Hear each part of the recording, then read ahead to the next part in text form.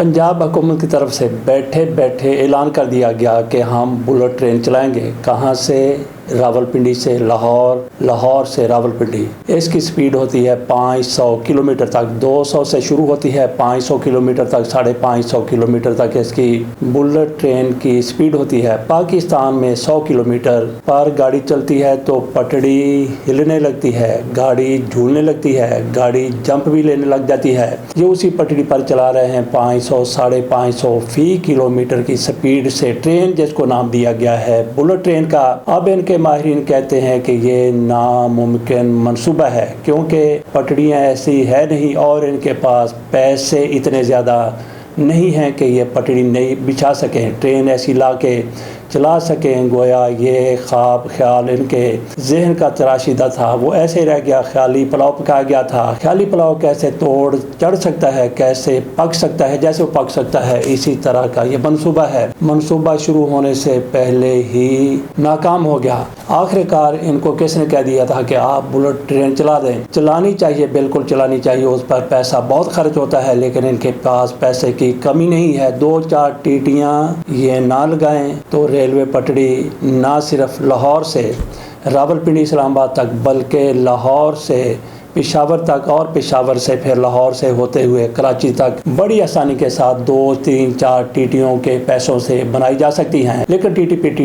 TT लगाना तो इनके अंदर रच बस गया है। हमें यह भी याद है कि पंजाब में शहबाज शरीफ साहब की तरफ से जब ये मेट्रो बस चलाने का मनसूबा सामने आया तो पीपल्स पार्टी की हुकूमत थी मरकज में, उन्होंने भी उल्टी बाजियां लगानी शुरू कर दी। उन्होंने कहा कि हमने मुकाबला करना है। मुकाबला करने के लिए उनकी तरफ से क्या ड्रामेबाजी की गई। उन्होंने कहा कि हम शादरा से लाहौर स्टेशन तक और फिर वहां से कोट लखपत तक ट्रेन चला देंगे। उनका ये खाली का खाली मंसूबा था, उस पर कोई भी पेशरफ्त नहीं हो सकी। उन्होंने तो चलो अपनी राइवल पार्टी मुस्लिम लीग नून की यहाँ पे हुकूमत थी, वज़ीर आला शहबाज शरीफ थे, उधर आसफ अली जरदारी सदर थे, यूसुफ रजा गिलानी वज़ीर आज़म थे, उनकी तरफ से ये नारा लगा दिया गया। मुकाबले में आ गए तो मरियम नवाज शरीफ साहिबा का किससे मुकाबला है कि इन्होंने कह दिया कि हमने बुलेट ट्रेन चलानी है, मरकज का मुकाबला करना है। मरकज कौन सी कोई इतनी बड़ी ट्रेन चला रहा था, वो तो पहले ही इसमें फंसे हुए हैं। बाकी हनीफ अब्बासी वो भी मरियम नवाज शरीफ साहिबा से आके मुलाकात करके चले गए इस मंसूबे पर। इस मंसूबे पर बड़ी तफसीली बातचीत की गई, लेकिन वो भी मेरा ख्याल है कि हथियार फेंक के चले गए कि बीबी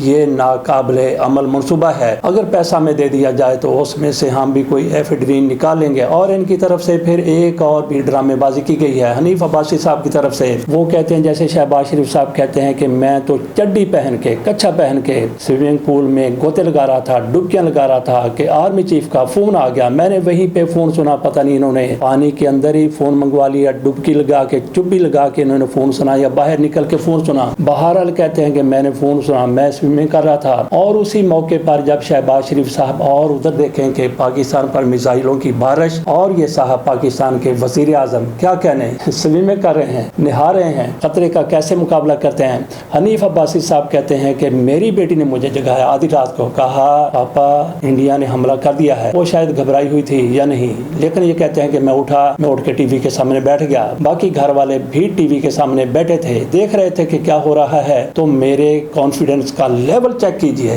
ये एफडी अब्बासी साहब कह रहे हैं मैंने अपनी बेटी को कहा पुत्र हदवाना काट के लिया, वो प्लेट में हदवाना काट के तरबूज काट के ले आई, मैंने खाया। ये बाकायदा उनकी तरफ से कहा गया कि मेरा कॉन्फिडेंस लेवल देखें। क्या कहें इस पे, मैं उधर जंग लगी हुई है, हमारे कितने लोग पहले मारे जा चुके थे और इनको तरबूज खाने की पड़ी हुई है, ये इनकी अकल है। इसीलिए कुछ लोग कहते हैं कि तो ये पढ़े लिखे नहीं है, और दूसरा ये कोशिश नहीं करते। तो बाकी अभी कुछ लोगों की तरफ से कहा जा रहा है कि भारत और पाकिस्तान के माबैन जंग का खतरा है। तो नाजरीन मेरे ख्याल में बिल्कुल भी किसी किस्म का खतरा नहीं है। क्यों खतरा नहीं है? भारत बेशक पाकिस्तान को धमकियां दे रहा है, इल्जामात लगा रहा है, वो ये भी कह रहा है कि हम फिर हमला कर देंगे। ऑपरेशन संदूर अभी खत्म नहीं किया, लेकिन इस हवाले से जमानत किसने दी है? किसने कहा है कि सीज फायर कर दो? अगर सीज फायर नहीं करोगे तो फिर हमारे साथ कारोबार नहीं कर सकोगे। मुस्लिम लीग नून के बड़े बड़े लीडरों के माबैन मुकाबला शुरू हो गया है। क्या इलेक्शन जीतने का मुकाबला है? क्या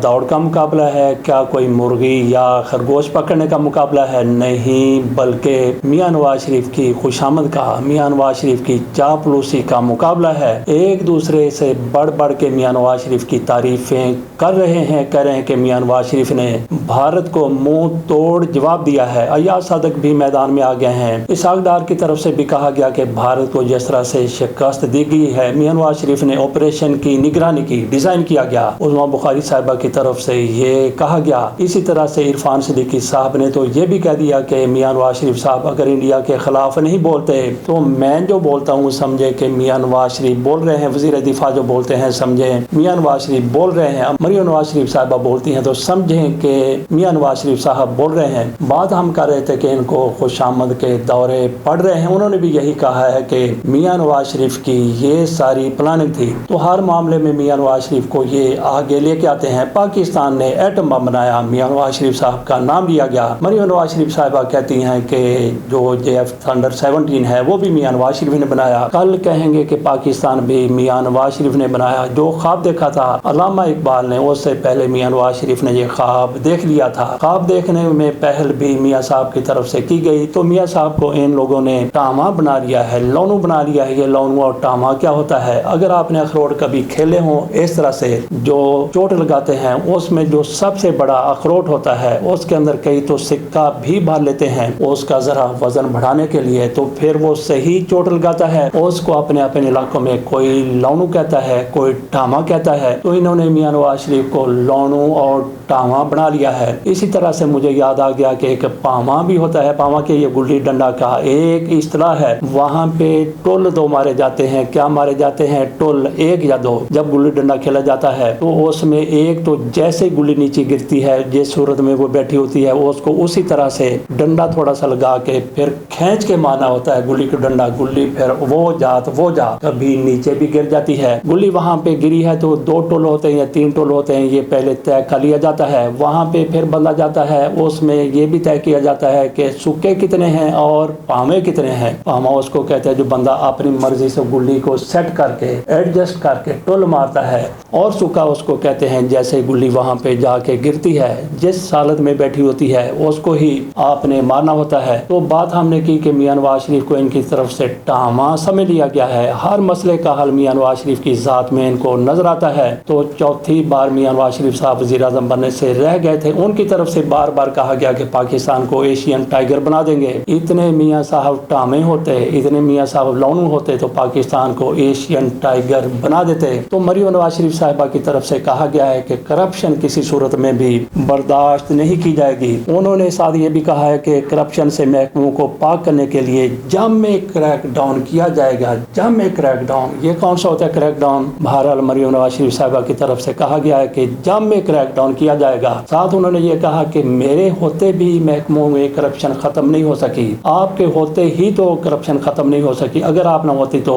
ہو سکتا ہے کہ کرپشن اس حد تک نہ بڑی ہوتی۔ بہرحال ان کی طرف سے یہ سارا کچھ کہا۔ دیکھتے ہیں کہ کرپشن کا کیسے خاتمہ ہوتا ہے۔ تو باقی بھارت کی طرف سے پھر پاکستان کو دھمکیاں دی جا رہی ہیں کہ کسی بھی وقت آپریشن سندور فعال کیا جا سکتا ہے۔ بہرحال وہ تو جب بھارت ایسا کوئی کرے گا تو پاکستان اس کا جواب دے گا، لیکن اس کے ساتھ ہی بھارت کی طرف سے پاکستان میں دہشت گردی کی کارروائیوں میں اضافہ کر دیا گیا ہے۔ بلوچستان میں خیبر پختونخوا اور بلوچستان میں دہشت گردی کے واقعات ہوئے اور ان واقعات میں 12 دہشت گردوں کو ہلاک بھی کیا گیا ہے۔ جس طرح سے بھارت کی کھمب ٹھپ دی، پاکستان نے مکو ٹھپ دیا، اسی طرح سے بھارت کے چھوڑے ہوئے یہ غدار اور یہ سفاک لوگوں کا بھی اسی طرح سے خاتمہ کیا جا رہا ہے۔ اجازت دیجیے